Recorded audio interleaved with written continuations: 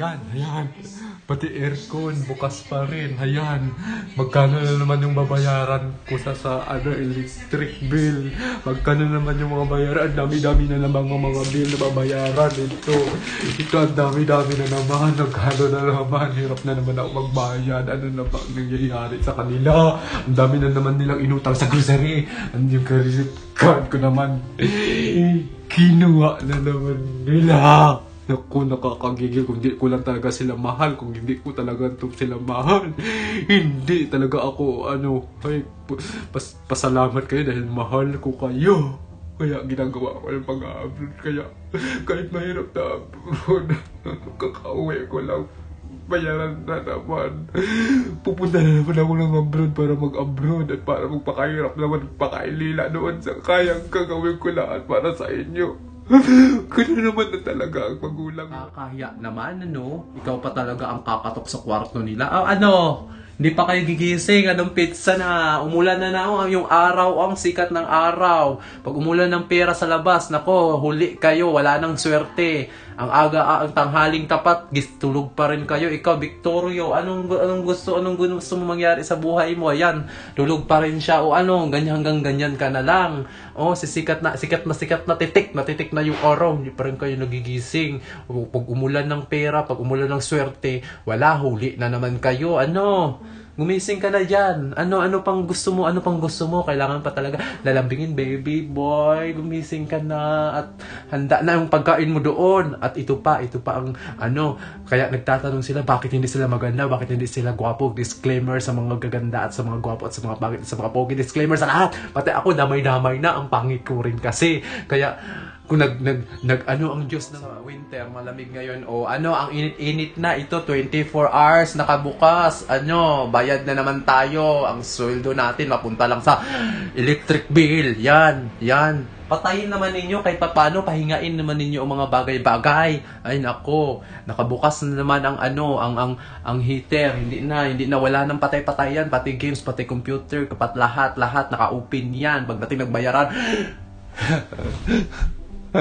Huwag natin nang bayaran ako na naman ng sawi. Sana naman ako kuha ng pera pang bayad. Sana naman. Wala na naman akong mga pang shopping. Hindi naman ako makabili ng gold na gusto kong i-collection. Wala na. Ubus na lahat. Kasi yan, ang bayad ng kuryente, ang taas-taas, ang laki-laki, ang tubig, makaswimming, wawas. Victoria, gumising ka na dyan. Ano pa ba ang gusto mong gawin? Nakanda na lahat. Kakain na lang. Nako, nagsagsak. Hola, good morning. So, nandito ako nagpupunas. Kasi ang aga-aga na, sumikat na yung araw. At ako'y naglilinis ngayon. Kasi dito sa abroad, walang katulong. Dapat ikaw talaga maglilinis. Hands-on ka sa lahat. At naiinis ako sa mga kasama ko. Ayan, si Victorio tulog pa. Hindi pa na rin nagigising. Aga-aga na. Ang tanghali na. Yung sikat na ng araw. Nakatapos na ako lahat-lahat. Yan, nagpupunas ako ngayon. At pinutuwasan ko itong kakabili kong malaking flat screen. Kakabili lang kahapon. Tapos ang kalat na naman. Puro sila kalat. Parang may katulong. Naglilinis na naman ako.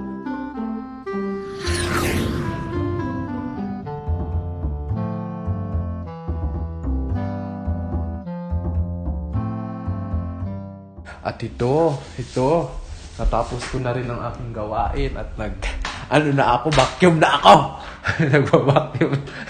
Nagpa-vacuum na ako. Hindi nakakatuwa ha. Numingiti ako pero naiinis ako sa kanila. Sila tulog pa rin doon sa kwarto. Si Victoria tulong, ayan.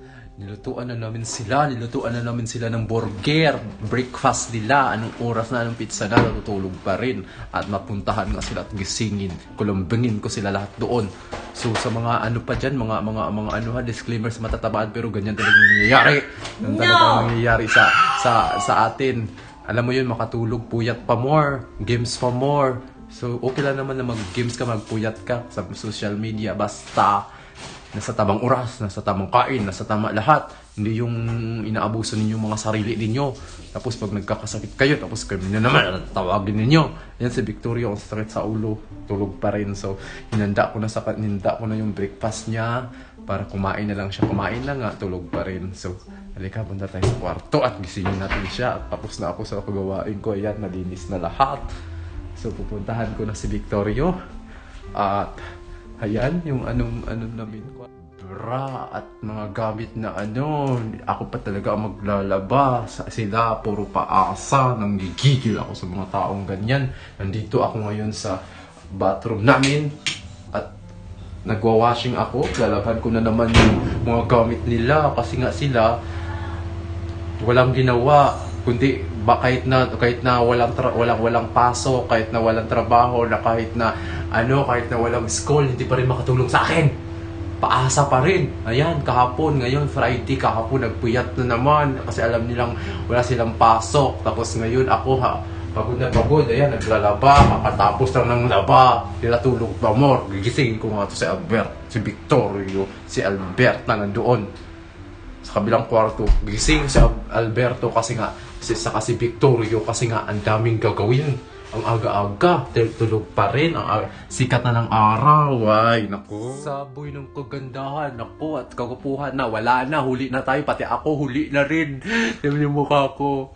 Hindi pa ako naliligo, pero fresh pa rin. Okay lang kahit hindi mo ganda, kahit hindi gwapo, basta fresh. Saka ang kalooban, may puso, ang kalooban, ang tinitingnan ng tao, kung mabait ka, yan, nakukuha lang yung ganda, ang ganda ang pugi, lumilipas yan, pero ang puso, ang loob, kalooban, kung maganda ka habang buhay, nakatatak ka na. Kaya yung ganda, okay lang yan. Basta, maganda ang kalooban. So, Victorio, sige na, kahit hindi ka nahulugan ng kagandahan at kagwapuhan, okay lang. Basta, gumising ka na dyan, please naman. Ikaw pa talaga yung magpapasensya at magpi-please sa kanila. Di, wow!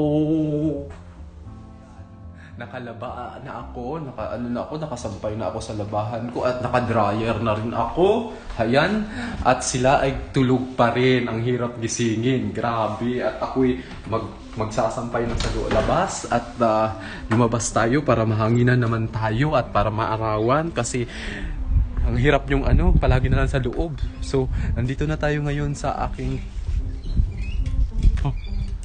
nandito sa backyard sa likod ng namin, bahay namin. Ayan. So, sila tulog pa rin at ako ay nakapagdilig na lahat na nagawa ko na lahat ng trabaho. Sila tulog pa rin, nakakainis. Nakapagdilig na ako. Ito, nagdidilig na ako ng halaman. So, nagawa ko na lahat. Sila tulog pa rin. Yan lang ginagawa nila maghapon. Maghapon, nakatutok sa game. Sana naman dapat i-manage nyo ang time ninyo, hindi lang puro games. Damay-damay na, pati ako nag-games din, kaya damay-damay na, disclaimer sa matatamaan. Pero ayan, nakapagdilig na ako, diniligan ko na yung aming munting halaman. Ito, nagdidilig na ako.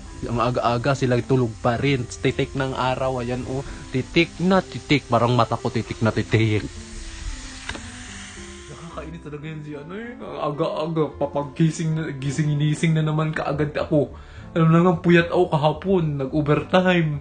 Ang aga-aga kong natulog kasi pagod ako. Aga-aga rin niya akong gisingin. Kainis, hindi naman ako nagpuyat. Last 12 na madaling ayaw, puyat ba yun? Hindi naman ako nagpupuyat, maaga pa naman yun na. Nakakainis talaga yan siya. Lagi na lang nagsisirmon ang aga-aga talaga to si Dunya. Ang inis. Antok pa ako. Anong oras pa? Alas 12 pa ng tanghali. Dapat mga alas 4 ako magising. Alam na ngayon galing ako sa trabaho. Puyat ako. Nag-games lang naman ako. Dumating ako sa bahay alas 8 ng gabi. Tapos natulog ako ng madaling araw. Magwa 12:40 ganun.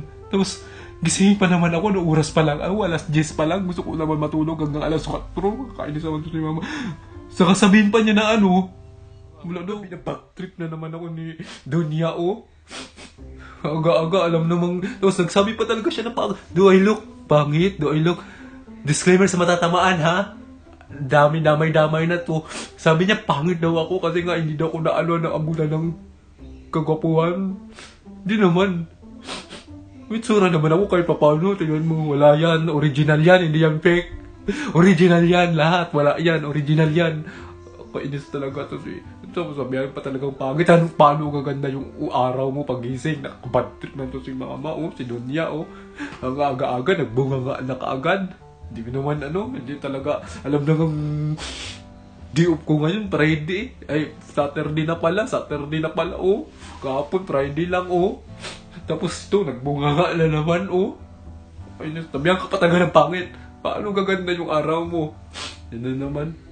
Mag-aayos na naman ako ng gamit ko. Disclaimer sa mga natatamaan, pati ako natamaan. So, kwento ko to, makinig lang kayo. So, ang aking topic for today ay tungkol sa mga taong tamad. Damay-damay na pati ako, saka tanghaling gumigising.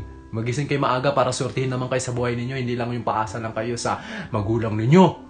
Lahat tayo may kanya-kanyang role sa buhay. So minsan, i-maintain lang, time management ang dapat gawin. So nandito ako hindi dahil sa aray, hindi dahil sa nagsermon ako, kundi dahil gusto ko lang makatulong, gusto ko lang mag-share yung, kasi dati ganun din ako, kaso ngayon parang na-realize ko dito sa Australia, maaga pa lang, wala pang araw, nakatayo na sila, nakatulog at nakagising na sila, nakabreakfast na sila. So parang awareness lang to sa atin para maaga tayo gumising, maagang kumilos para ang swerte ay maaga din sa ating bakuran. Ganon. So, thank you for watching. Kaya sa mga anak dyan na pasaway, pati ako, pasaway din. Huwag kayong magtatampo sa mga magulang ninyo kasi sila inaano lang kayo sa daang matuwid. Hindi sa di inaano lang kayo, sinisermunan kayo, hindi porkit sinisermunan kayo, galit na yung magulang ninyo. Hindi, sinisermunan kayo kasi gusto nilang matuto kayo sa buhay, gusto nilang bumangon kayo, gusto nilang maging matapang kayo kasi hindi habang buhay nandito kami, mag-aaruga sa inyo. Lahat tatanda rin tayo, tatanda rin kayo, magkakapamilya din kayo. Then, masubukan nyo rin yung mga nangyari sa masubukan nyo rin maging isang magulang. Kaya kami nandito para tulungan kayo, hindi para apihin kayo, hindi yung parang pupunta pa kayo sa istasyon para magreklamo, hindi. Kayo makakakilala sa kung saan kayo galing. Minsan din, tumingin din kayo sa pinanggalingan ninyo, hindi habang buhay, nandiyan kayo. Sino tutulong sa inyo? Magulang din ninyo. Kaya huwag kayong masyadong mapang-api sa magulang. Dahil darating ang araw kayo, magiging isang magulang din. So, So, ma-realize ninyo na tama si mama, tama si tatay. Wala na, huli na ang lahat. Kaya, dapat maaga pa mahalin ninyo yung magulang ninyo. Kung pinapagalitan kayo dahil para sa inyo yan, hindi yan sila sisigaw-sigaw, nagpakapaos, nagpakapagod, nagpakapuyat sa inyo, nag-alaga sa inyo nung bata pa kayo para lang sa wala. Sila, alam mo, pati ako damay-damay na kasi ako, masyado rin ako Ngayon, pero ngayon na-realize ko, habang tumatanda ka pala, dapat marunong ka umunawa, dapat unawain mo lahat. Dapat ang mga magulang alagaan, ingatan, huwag yung saktan, huwag yung akala mo nagbigay ka lang kunti, akala mo, nabigay mo na lahat. Bakit yung sakripisyo nila, kulang pa yan sa kung anong binigay ninyo sa kanila. Disclaimer na sa matatamaan, pati ako, kasi damay-dama na yan, pati ako, ganun rin ginagawa ko. Pero na-realize ko na mali pala ako, mali tayo. Tayo minsan umunawa din sa kanila, minsan kung nagtatampo sila, may dahilan ang lahat. Kaya habang buhay pa sila, mahalin sila, please. Ako, dati, hindi ko na-appreciate ang mga bagay-bagay, pero ngayong tumatanda sila, dapat na-appreciate mo rin, na-appreciate ko rin, na-appreciate natin lahat ang mga ginagawa ng magulang. Yun lang ang mai-share ko, kasi experience yan. Natapos ako nagsampay, natapos na lahat. Si mama, akala ko naman nilaban niya yung mga damit ko, yung pala, hindi pa. So, nagsampay na ako, nakalaban ako lahat-lahat. So, thank you for watching. So, please, subscribe. Click the button below, subscribe, and don't forget to click the kampanyerang kuba para updated ka sa mga ganap ko. Thank you!